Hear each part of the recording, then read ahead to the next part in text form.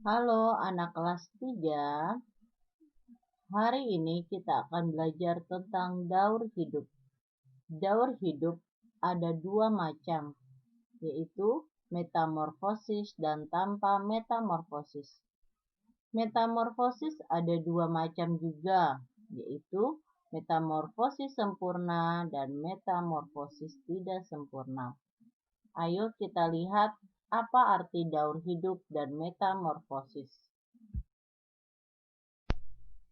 Daur hidup adalah tahap perubahan yang dialami makhluk hidup selama hidupnya. Sedangkan metamorfosis adalah suatu proses perkembangan biologi pada hewan yang melibatkan perubahan penampilan fisik atau struktur setelah kelahiran atau penetasannya. Daur hidup kupu-kupu dimulai dari telur. Telur itu diletakkan di atas daun. Telur menetas menjadi larva. Larva kupu-kupu disebut dengan ulat. Ulat biasanya makan daun. Makin lama, ulat berkurang jumlah makannya dan gerakannya. Akhirnya, ulat diam, tidak bergerak.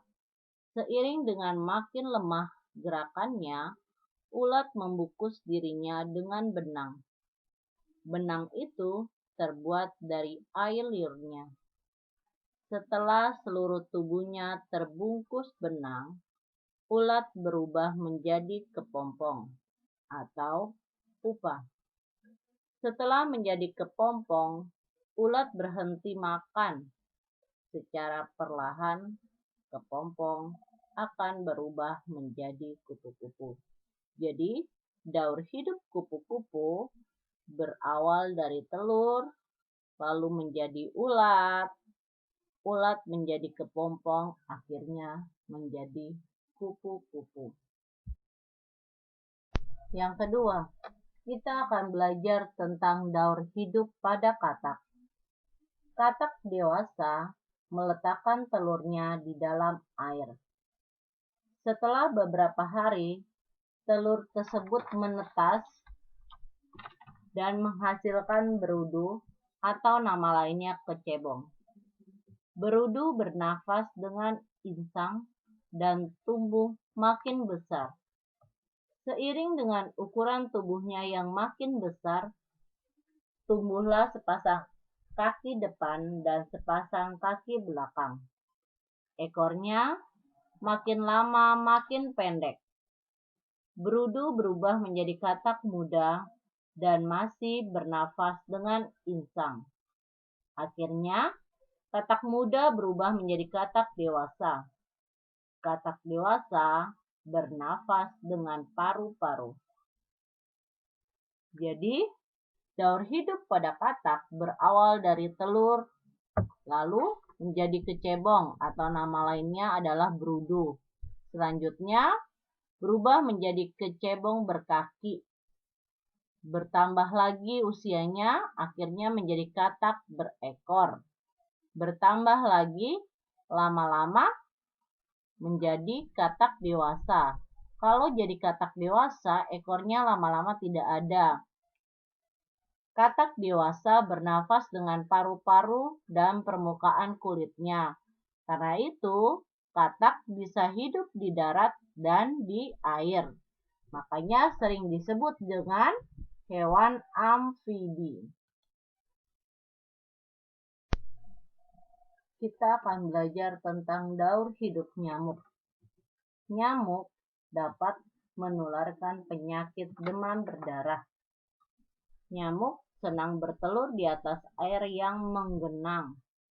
Sekali bertelur, jumlahnya ratusan butir. Telur kemudian menetas menjadi jentik-jentik atau nama lainnya tempayak. Tempayak bergerak dalam air. Setelah beberapa hari, tempayak akan berubah menjadi kepompong. Selanjutnya, kepompong berubah menjadi nyamuk.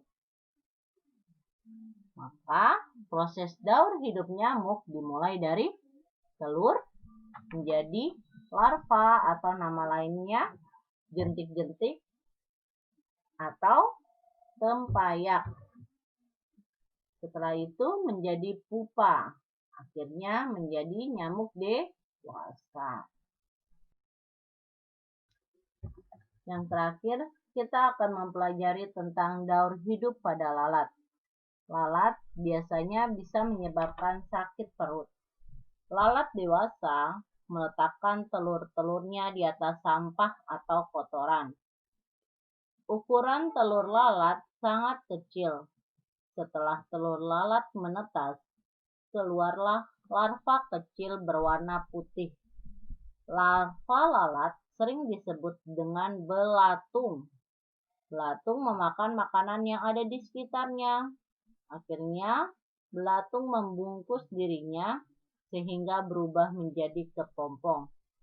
Setelah beberapa hari, kepompong akan berubah menjadi lalat. Maka proses daur hidup pada lalat dimulai pada telur, lalu menjadi belatung, selanjutnya menjadi pupa atau kepompong, dan yang terakhir menjadi lalat dewasa. Ciri-ciri metamorfosis sempurna. Yang pertama, mempunyai perbedaan bentuk yang sangat signifikan atau mencolok antara fase pupa dengan fase imago atau fase dewasa. Yang kedua, hewan yang mengalami metamorfosis sempurna akan mengalami fase pupa atau kepompong. Sekarang kalian sudah tahu kan apa yang dimaksud dengan daur hidup? Contoh-contoh hewan yang mengalami metamorfosis sempurna dan apa ciri-ciri dari hewan yang mengalami metamorfosis sempurna. Sekian dari Ibu, terima kasih. Salam sehat selalu.